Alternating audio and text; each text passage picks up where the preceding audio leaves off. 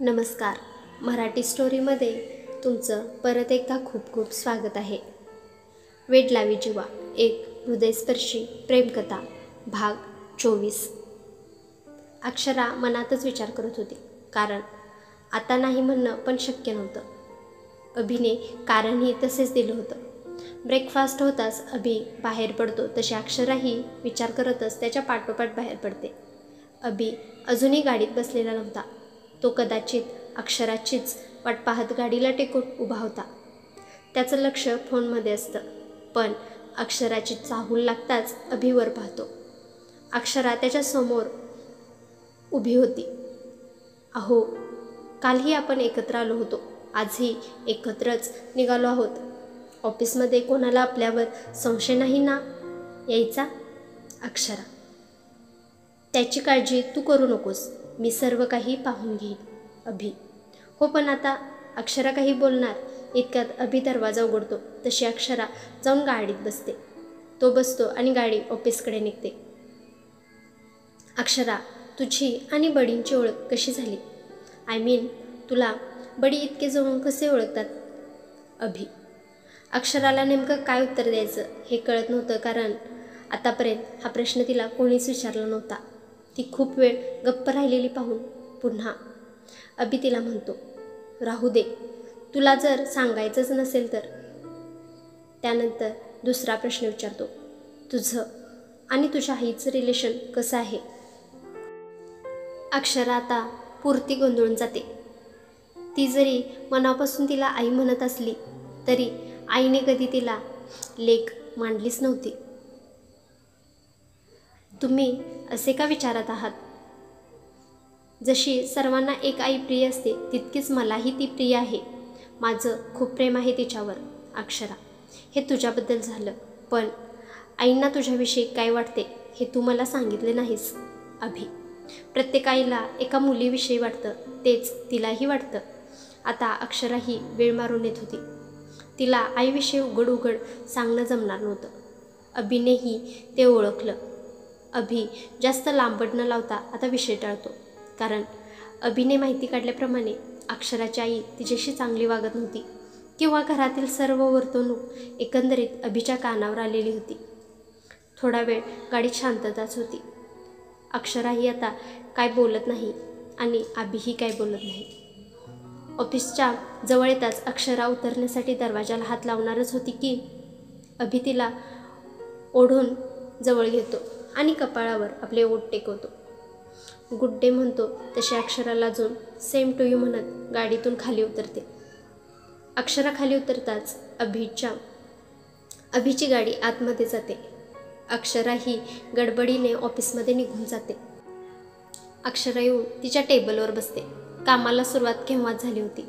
आज तिने मनाशी पक्क ठरवलं होतं की नीलला भेटून पूजा आणि अभिच्या नात्याविषयी विचारायचं, आणि जर त्या दोघांच्यामध्ये तसं काही नसेल तर आपल्या नात्याला नव्याने सुरुवात करायची. पण त्यासाठी सर्व जाणून घेणं महत्त्वाचं होतं. म्हणून ती पर्समधून फोन काढते आणि नीलला एक मेसेज टाकते, आज लंच ब्रेकमध्ये आपण बाहेर कॉफी शॉपमध्ये भेटू. मेसेज टाकल्यानंतर अक्षरा कामाला लागते. काही वेळातच सुप्रियाही येते. सुप्रिया इकडचं तिकडचं काहीतरी काम झाल्यानंतर अक्षराजवळ येऊन अक्षराला विचारते, माझ्या मते काल मी तुला अभिसरांच्या गाडीतून जाताना पाहिलं, आणि सकाळीही काही जणांनी तुला सरांच्या गाडीतून उतरताना पाहिलं आहे. इतकं बोलून ती अक्षराकडे एकटक पाहत होती. अक्षराला सुप्रियाच्या ह्या प्रश्नावर कसं सांगायचं हे काही कळत नव्हतं. काही दिवसातच खूप जवळची मैत्रीण झालेली सुप्रिया तिची प्रत्येक सुखदुःख अक्षराशी शेअर करत होती. पण अक्षराच्या आयुष्यात असणारे खूप मोठं सत्य अक्षराने तिच्यापासून लपवलं होतं. योग्य वेळ आल्यावर अक्षरा सुप्रियालाही सांगणारच होती.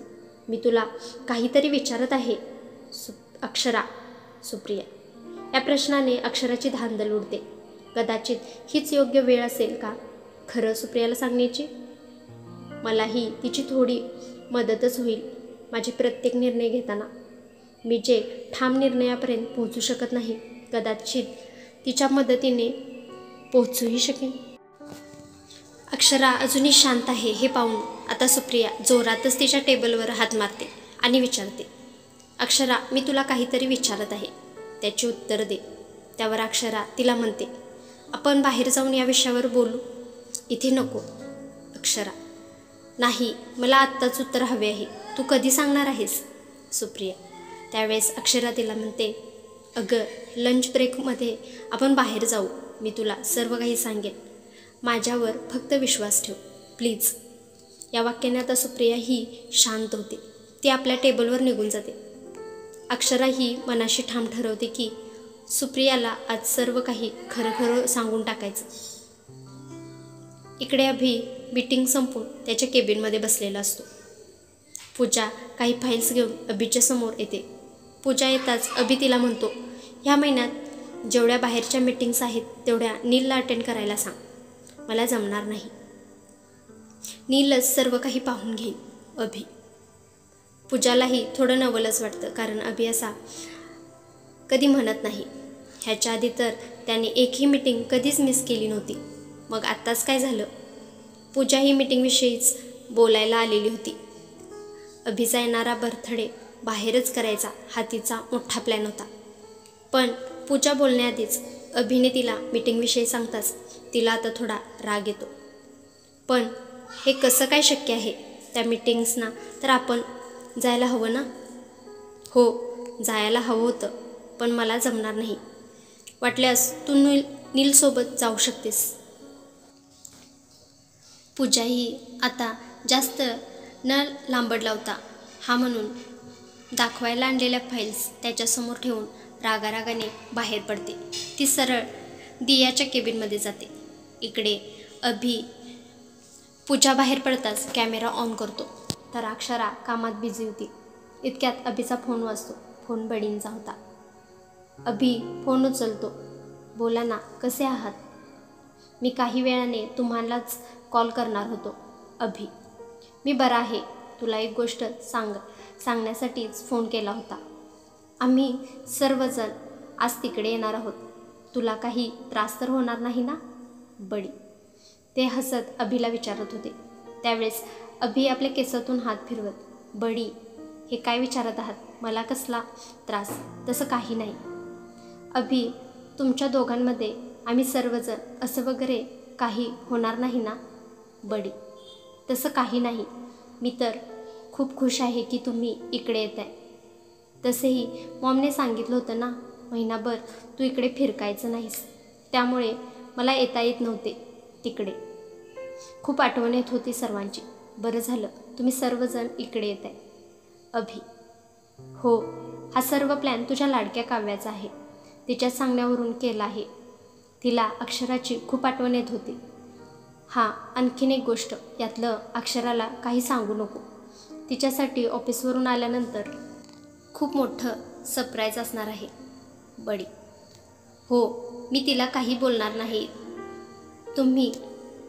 आम्ही ऑफिसमधून निघायच्या आधीच तेथे पोहोचा. मी तिला घेऊन लवकरच घरी येईन. अभि. आता इकडचे तिकडचे थोडेफार बोलतात व दोघेही फोन ठेवून देतात. अभिच्या समोर कॅमेऱ्यात अक्षरा अजूनही दिसत होती. तो अक्षराकडे पाहत म्हणतो, अक्षरा, घरातील सर्वांना समजायला खूप वेळ लागला नाही, पण मला समजून घेण्यात थोडा वेळ झाला आणि तूही किती वेळ घेतेस हे मलाही माहीत नाही. थोड्या वेळाने अभिच्या केबिनचं डोर नॉक होतं. तसं अभि एस कमिंग म्हणताच नील आतमध्ये येतो. नील अभिच्या समोर येऊन बसतो. अभि नीलला म्हणतो, ह्या महिन्यात जेवढ्या बाहेरच्या सर्व काही मीटिंग्स आहेत त्यात तू अटेंड कर. मला थोडा वेळ नाही. त्यावर नील त्याच्याकडे आश्चर्याने पाहत असतो. तुला वेळ नाही म्हणजे काय? तुला दुसरं काही काम आहे का? त्याला खोचक प्रश्न करत असतो. त्यावर तसं नाही, मला थोडा वेळ. मग कसं? तुला काय म्हणायचं आहे? नीलला माहीत असतं तो कशासाठी वेळ नाही म्हणत आहे, पण हे अभिच्या तोंडून त्याला सर्व ऐकायचं होतं.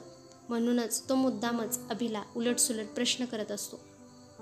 अभि रागातच पटकन बोलून जातो, मला अक्षराला थोडा वेळ द्यायचा आहे आणि म्हणूनच सर्व मीटिंग्स तू अटेंड कराव्यात. नीललाही मनातून खूप आनंद होतो, कारण निदान जबरदस्तीनं का होईना नातं जरी जुळलं असलं तरी अभिला अक्षराविषयी काहीतरी वाटतं. ह्याच भावना त्याच्यासाठी खूप होत्या, कारण अक्षरा ही खूप समजूतदार होती. नीलने आल्यापासून पाहिलं होतं. हां, तसं सांग ना. मग मी कुठं नाही म्हटलं आहे. तू वहिनीला थोडा का पूर्ण टाईम दे. वाटल्यास सर्व मी पाहीन. ऑफिसचं, मीटिंगचं, बाहेरचं सर्व काही पाहून घेईन. नील, त्याची काही गरज नाही. तू फक्त बाहेरच्या मीटिंग्स अटेंड कर. बाकीचे सर्व मी बघून घेतो. म्हणून अभि आता नीलच्या समोरून उठून लांब उभा राहतो, कारण नील आता त्याची मस्करी करणार हे त्याला माहीत होतं. बरं, माझं काम झालं आहे. तू जाऊ शकतोस.